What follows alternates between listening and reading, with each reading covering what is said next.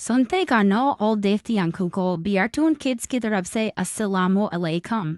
عبدالہادی نے دیکھا کہ وہ اینجل کی طرح اڑ رہا ہے اور اس کے ارد گرد ایک دائرہ بن گیا ہے، اور اس کو آواز آئی، جو قرآن پاک کی حفاظت کرتا ہے اللہ تعالیٰ اس کی حفاظت کرتا ہے۔ روزانہ کی طرح آج بھی عبدالہادی نے صبح اٹھتے ہی نماز ادا کی اور اس کے بعد نہایت ادب اور احترام کے ساتھ قرآن پاک پڑھنے لگا۔ بسم اللہ الرحمن الرحیم، الحمد للہ رب العالمین، الرحمن الرحیم۔ عبدالہادی بیٹا، قرآن پاک کو نہایت ادب اور احترام اور محبت کے ساتھ پڑھنا چاہیے، کیونکہ اللہ تعالیٰ اس کے ذریعے انسانوں سے باتیں کرتا ہے۔ جی ماں، آپ نے صحیح کہا، میں اس قرآن پاک کو ہمیشہ عزت اور احترام سے رکھتا ہوں اور اچھے سے پڑھتا ہوں۔ اس کے بعد عبدالہادی نے قرآن پاک کو ایک کپڑے کے اندر رکھ کر اچھے سے اپنے بیگ میں رکھ لیا اور اسکول کی طرف قرآن پاک کی آیات کی تلاوت کرتے ہوئے چل نکلا۔ اسکول میں عبدالہادی نے بریک کے ٹائم دیکھا کہ بچے بیگ کو ادھر ادھر پھینک رہے ہیں جبکہ وہ قرآن پاک کی عزت نہیں کر رہے۔ عبدالہادی کو یہ دیکھ کر بہت دکھ ہوا۔ اس نے بچوں سے کہا، پیارے دوستو،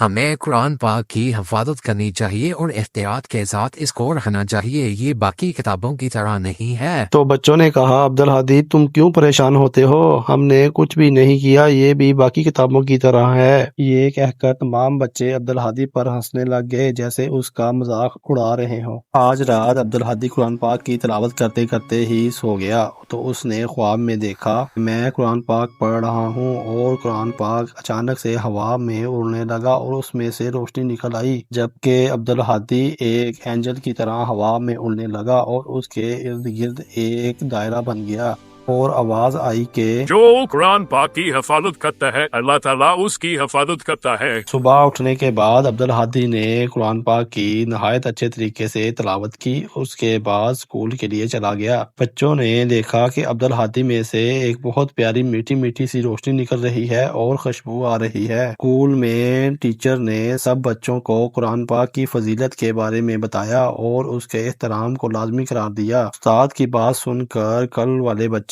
جو کہ عبدالہادی پر ہنس رہے تھے، ان کو شرمندگی محسوس ہوئی اور وہ عبدالہادی کے پاس آئے اور اس سے معذرت کی اور کہا، ہم آئندہ قرآن پاک کا احترام کریں گے، عزت اور احترام کے ساتھ اس کو پڑھا کریں گے۔ آج عبدالہادی بہت زیادہ خوش تھا کیونکہ اسے پتہ چل گیا تھا کہ قرآن پاک کی حفاظت کرنے سے اللہ تعالیٰ اس کی حفاظت کرے گا، اس لیے وہ اب باقاعدگی کے ساتھ قرآن پاک کو پڑھتا تھا کیونکہ اس سے اب اس کو مزہ آتا تھا اور اس کی روح کو آرام ملتا تھا۔